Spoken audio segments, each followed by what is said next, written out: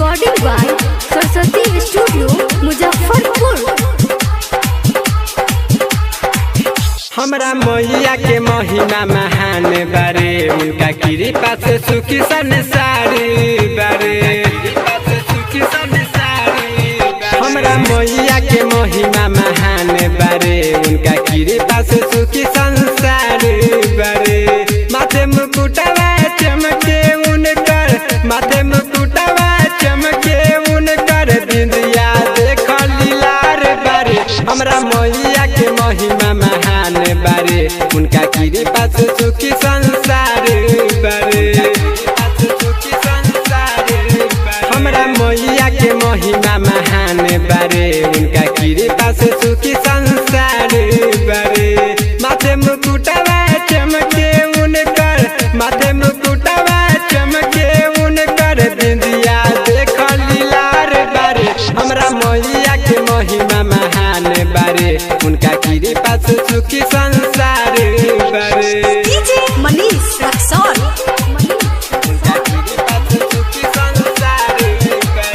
बाबा विश्वकर्मा मंदिर सजाई है, भोला डमरू बजाई।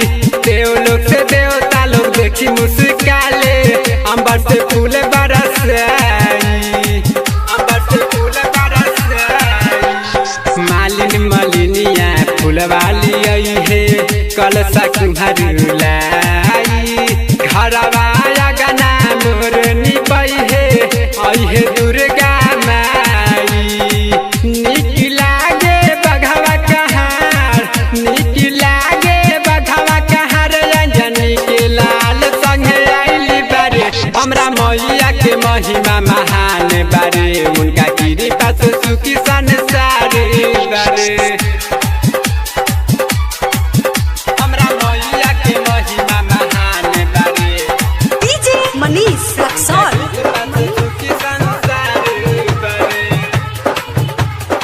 निमिये पछिड़िया लागेला, आवेला जब जब तुम्हारा हो।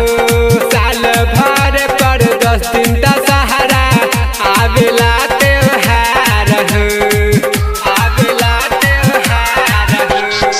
सपन में माई रौर चरण के धोइले, माई हो हम बारंबार हो। जितेंद्र बेदर्दी गावे भजनिया, सुनब कब पुकार हो। चांद तारा धरती गगन, चांद तारा धरती गगन, अंबर में सूरज विवान बारे। हमरा मैया के महिमा महान बारे, उनका कृपा से सुखी संसार बारे।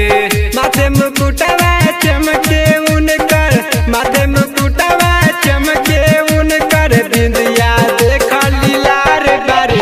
हमरा मैया के महिमा महान बारे, उनका